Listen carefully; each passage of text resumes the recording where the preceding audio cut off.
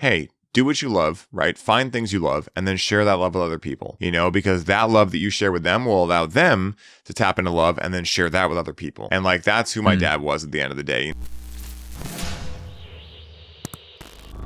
I'm sure your dad was dropping so many meaningful tidbits on the way out with conversations and just being around your dad. Was there anything that particularly stuck with you that your dad said, whether it's a conversation as a whole or maybe a specific sentence, something that you knew in that moment would be a way that you walk from that point on, something your dad said to you that changed the way that you go through life even today? Yeah, it was funny. So when he got sick, he made a folder on his computer called Just Notes, and it was just like all these little one-liners that he was like, these are the things that I've said to you, your whole life, with some other things too.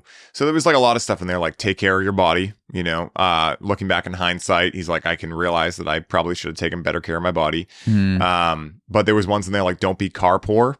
So, and like my dad was one of those people who like, he was car poor, right? So like what I mean by that is like, I can really afford this car, but I really want this car, right? So you buy a car that's like way more expensive than you can really afford, but he just wanted to do it, so he'd do it. So it was kind of a lot of these were like, do as I say, not as I do type things, which we laughed over. But I think one of the biggest things was, your dad's like, don't smoke cigarettes. Yeah, exactly. Like on like this 6'1" with a glass of whiskey. He's like, look, he's like, this is for you. This isn't for me. I'm done. Like this is for you. But I think one of like the biggest things, that he put in there, and this might sound cliche, was, one of the ones was laughter is the best medicine.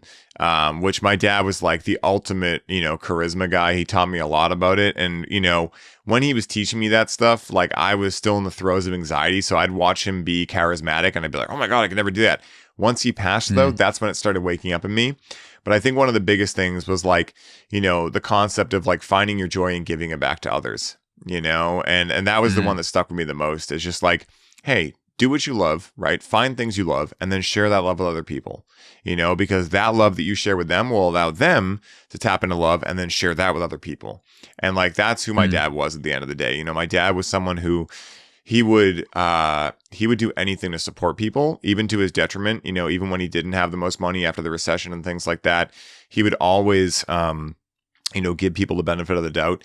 It was funny too, when my dad first purchased the window company from his father that he ran for, I think like probably 12 years or something before he got sick.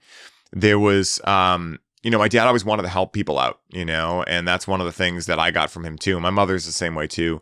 But just this idea of like, hey man, I'm going to trust you and I'm going to help you out if I can. So there was, my dad lent money to a lot of people that, were like, oh, I'll pay you back. Well, there was this one guy who had just got out of jail, right? And so he came to my father and he didn't tell my dad at first that he had gone to jail. And he was like, hey, I'm looking to start this, what's it called? Like repo service. And, could you give me a loan? And so my dad did some research on him, found out that he had just gotten out of jail. And so my dad was going to bring it up to him. The next time he comes back, he goes, hey, Harry, I got to tell you something. And he was like, listen, I just got out of jail. This is why, blah, blah, boom. If you don't want to lend me the money, I totally understand. And my dad was like, you know what? I'm going to lend it to you. He was the only person that ever paid my dad back. So it was like, that was the kind of person my dad was he was just that kind of person that would give people the benefit of the doubt and would help them out. And, that's the stuff that made him the most excited. And those are the ways I like to remember my dad for sure.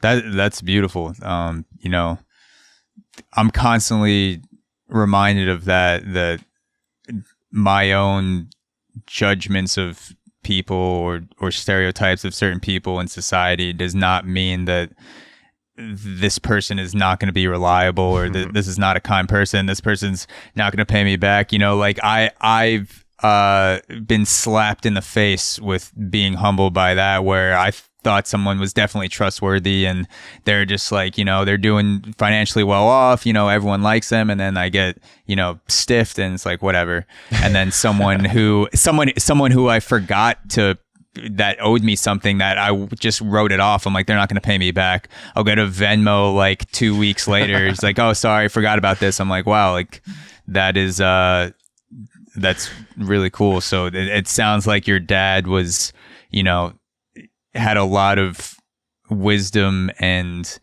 was kind to people and willing to give them a chance. That's really cool that your dad did something like that to, give this guy a start in his business, and that guy ended up paying him back, and that's awesome. And that dude was one of the coolest dudes. His name's Albie, and he treated my dad like royalty. Like, he'd have these big parties at his house, and he was like a really good party thrower. And my dad had classic cars, like my dad was super fun, and he would be like, hey, Harry, park your car right on the front of the lawn. Because my dad loved talking about his cars. He was a big talker. So like, he'd have him park the car right in the front of the lawn. He'd have him like be like the life of the party. It was just so cool to witness, because I learned from my dad that, yes, people might fuck you over, but if you walk around thinking everyone's going to fuck you over in life, then you're not going to have any experience of life. I would much rather get burned and feel like people are good than just expect people to be bad and allow myself to be tainted by that, and that's one of the things I learned from him is like, hey man, you know what? I'm giving these people chances because it makes me feel good to be able to give them that. And if they don't pay me back, no big deal. I'm not going to go look for them. I'm not going to go search them down. I'm just not going to ever do business with them again in that way, right? But I'm not going to go around thinking that like, if they don't pay me back, then humanity's bad and humans are bad, So that was one of the things. And my dad wasn't like the most spiritual person, but when you really looked at his life and when I go back and look at it, like he was a very spiritual person. Like he never talked about it, but like that is a very spiritual truth of like, expect the best, right? And just like anything that happens was meant to happen. So if someone didn't pay you back, great. That person probably was going to cause you a lot of anguish. And now, because you gave them some money and they didn't want to pay you back, they're out of your life forever. So that was like the amount you paid to have them not affect you in any other way, Except I would say the only exception to that is if someone kills your dog, then you have to go full John Wick on their ass 100%. And hunt them down in a club. Yeah, just start spraying in a club. My dad was a huge You Keanu pray Reeves for fan. everyone in that club. Yeah. Oh my God, dude. Like, I remember watching The Matrix with him, I can't imagine the amount of movies and shows that you guys watched that past year, especially with cannabis. That must have been a good time. Dude, it was awesome, man. And so like, these are the things where like, again, I'm very grateful for this experience because you know what? It fucking broke me open emotionally, this experience with my dad, it really showed me what my heart was. And, being a guy, like we hear, like, I get jealous, right? Like women, they cry so easily. I'm like, man, I wish I had that button sometimes, right? But then I forget I do have that button. I just need to tap into what really matters to me, and that the reason they're able to is because they have more access to intuition and they're more easily able to find the things that really matter to them. But that experience with my dad, yes, he passed, and yes, I'm bummed that I can't go to car shows with him or, get woken up super early when I still want to be sleeping to go to breakfast or any of these things. But like that put such a fire into my ass. It allowed me to really ask, like, who am I? Right? It allowed me to realize like life is finite. What am I going to do when I'm here? It allowed me to be like, what do I want to do? Like, what is my purpose? What is the legacy I want? All of that happened as a result of my dad passing. And so, I choose to look at that event as happening for me because again, the other side is just a world of shit. If you think that the world's happening to you, you're just the victim of life circumstances, right? And it's just like, again, I'm not saying this is the only way to look at life, but if you want to be empowered, this is the way that I found to do it. And that's what I teach because, these experiences easily could have wrecked me. I have family members that, even with his passing, are still just like unable to handle it. And I get it, it's like, yeah, my dad was an amazing person and still is, but, it's like it happened. How do we choose to view it? That's the only control we have in life. Things just happen. And the only thing we can do is choose how we view them, our perspective on them.